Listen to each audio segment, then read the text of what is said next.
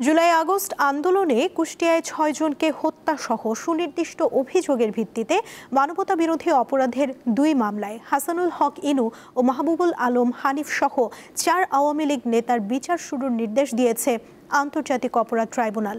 একই সঙ্গে তাদের বিরুদ্ধে গ্রেপ্তারি পরোয়ানা জারি করেছে ট্রাইব্যুনাল।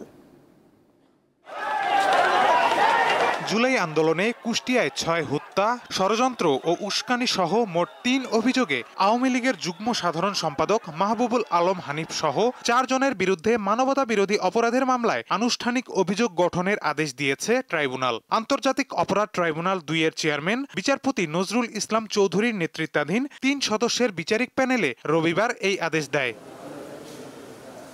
মামলার ৪ আসামি বর্তমানে পলাতক থাকায় আগামী ২৫ নভেম্বর মামলার সূচনা বক্তব্য উপস্থাপন ও সাক্ষ্য গ্রহণ শুরু হবে বলে জানিয়েছে ট্রাইব্যুনাল।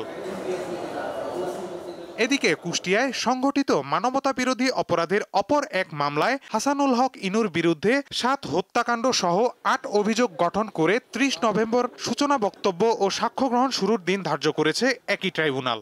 এই যে পুরো মানবতা বিরোধী অপরাধ সংগঠন হয়েছে বাংলাদেশে, সেই ব্যাপারে তার যে রোল সেগুলোকে আমরা অভিযোগ আকারে নিয়ে এসেছিলাম।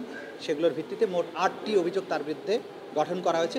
একই রকম অভিযোগে মাহবুবুল আলম হানিফ, যিনি আওয়ামী লীগের অন্যতম একজন নেতা, এবং তার সহ কুষ্টিয়া আওয়ামী লীগের আরও ৩ জন নেতা সহ মোট ৪ জনের বিরুদ্ধে আরও একটি মামলায় অভিযোগ গঠন হয়েছে। এ সময় ইনু নিজেকে নির্দোষ দাবি করে খালাস চাইলেও তা ট্রাইব্যুনাল আমলে নেয়নি বলে জানান আসামি পক্ষের আইনজীবী। জোর গলায় বলেছেন যে উনি সম্পূর্ণরূপে নির্দোষ। উনি বলছেন মামলাটি উদ্দেশ্য প্রণোদিত এবং রাজনৈতিক আক্রোশের উনি শিকার, যেখানে সরকার নিজেই বলেছে অনেক গায়েবী মামলা হয়েছে।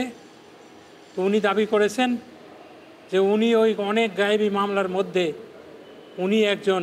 এদিকে জুলাই গণ অভ্যুত্থানে রাজধানীর চানখারপুলে ৬ জনকে হত্যার ঘটনায় মানবতা বিরোধী অপরাধের মামলায় ডিএমপির সাবেক কমিশনার হাবিবুর রহমান সহ ৮ আসামির বিরুদ্ধে ১৩তম দিনের সাক্ষ্য গ্রহণ শেষ হয়েছে। মাহিদুর রহমান, দীপ্ত সংবাদ, ঢাকা।